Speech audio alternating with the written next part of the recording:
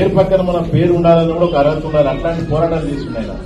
చిన్నప్పటి నుండి నేను చూసిన ఆర్కృష్ణ పోరాటాలు, ఒక ప్రజా దర్బార్ పెట్టి ఒక డోర్ లేని ఆఫీస్ ఆర్కృష్ణ. ప్రతి రాజకీయ నాయకుడు కూడా ఆయన చూసి నేర్చుకోవాల్సిందే.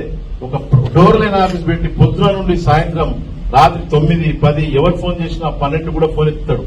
ఒక ఆదివారం లేదు, ఒక సెలవు లేదు, ఆయనకి ఒక పండుగ లేదు. ప్రజలతోటి గడపడమే చేసుకున్న పండుగ అంతే.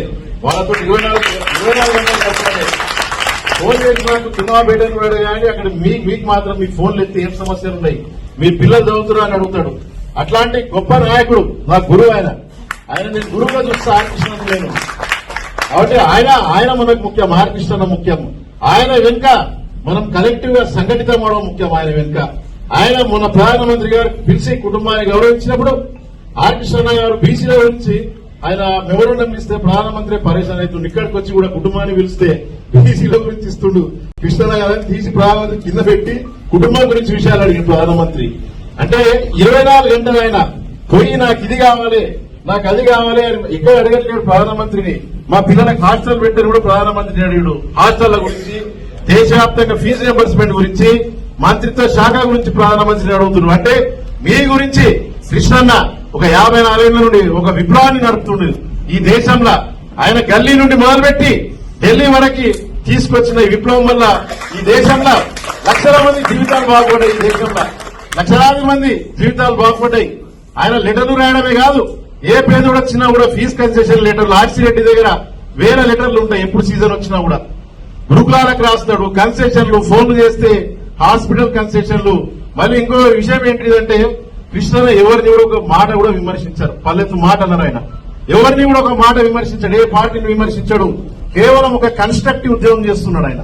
ఒక కన్స్ట్రక్టివ్ కులాల మధ్య ప్రజల మనసులో మాత్రం స్థానం సంపాదించుకుంటూ నేను ఇక్కడ కూర్చొని ఏ పార్టీనైనా విమర్శిస్తున్నా కృష్ణ నాకు నచ్చదు కాబట్టి విమర్శిస్తలేదు. నేను అదే అనుకున్నా. ఎందుకు ఆయన ఎవరిని తిట్టడానికి ఉండదు. కృష్ణ కూర్చుంటే క్రమశిక్షణతో మనం మాట్లాడాల్సి వస్తుంది. అంటే లేదు కృష్ణ దగ్గర ఉన్నప్పుడు క్రమశిక్షణతో మాట్లాడే ఆయన మనసుని ఒప్పించే ఉద్దేశం మాకు లేదు కృష్ణ. కాబట్టి కృష్ణ ఏవైతే ఉద్యమాలు చేస్తుండో జాతీయ స్థాయిలో మీరు చూడండి, ఈబీసీ పేదలకు కూడా ఆయన స్కాలర్షిప్లు పెట్టించిండు. ఆయన మన వర్గానికే కాదు, బీసీలకే కాదు, ఈబీసీ పేదలకు ఓసీ సీఎంలు చేయని పని కృష్ణ చేసిండు.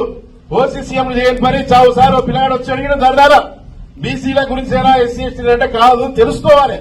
1974, 75 ఆ టైంలో చేసింది కృష్ణ. 78 ఆయన 78 టైంలో ధర్నాలు చేసి ఈబీసీ పిల్లలకు ఫీజు రియంబర్స్మెంట్ లో కూడా ఆర్కృష్ణ అగ్రకుల పేదలకు ఆయన వీళ్ళు కూడా చదువుకొని వీళ్ళు కూడా డాక్టర్లు గాని ఇంజనీర్లు గాని వైఎస్ రాజశేఖర రెడ్డి ప్రజల మనసులో మాత్రం స్థానం సంపాదించుకుంటూ నేను ఇక్కడ కూర్చొని ఏ పార్టీనైనా విమర్శిస్తున్నా కృష్ణ నాకు నచ్చదు కాబట్టి విమర్శిస్తలేదు. నేను అదే అనుకున్నా. ఎందుకు ఆయన ఎవరిని తిట్టడానికి ఉండదు. కృష్ణ కూర్చుంటే క్రమశిక్షణతో మనం మాట్లాడాల్సి వస్తుంది. అంటే లేదు కృష్ణ దగ్గర ఉన్నప్పుడు క్రమశిక్షణతో మాట్లాడే ఆయన మనసుని ఒప్పించే ఉద్దేశం మాకు లేదు కృష్ణ. కాబట్టి కృష్ణ ఏవైతే ఉద్యమాలు చేస్తుండో జాతీయ స్థాయిలో మీరు చూడండి, ఈబీసీ పేదలకు కూడా ఆయన స్కాలర్షిప్లు పెట్టించిండు. ఆయన మన వర్గానికే కాదు, బీసీలకే కాదు, ఈబీసీ పేదలకు ఓసీ సీఎంలు చేయని పని కృష్ణ చేసిండు. ఓసీ సీఎంలు చేయని పని చావు సార్ ఓ పిల్లగాడు వచ్చి అడిగిన ధర్నాల బీసీల గురించి ఎలా ఎస్సీ ఎస్టీ అంటే కాదు తెలుసుకోవాలి. 1974, 75 ఆ టైంలో చేసింది కృష్ణ. 78 ఆయన 78 టైంలో ధర్నాలు చేసి ఈబీసీ పిల్లలకు ఫీజు రియంబర్స్మెంట్ లో కూడా ఆర్కృష్ణ అగ్రకుల పేదలకు ఆయన వీళ్ళు కూడా చదువుకొని వీళ్ళు కూడా డాక్టర్లు గాని ఇంజనీర్లు గాని వైఎస్ రాజశేఖర రెడ్డి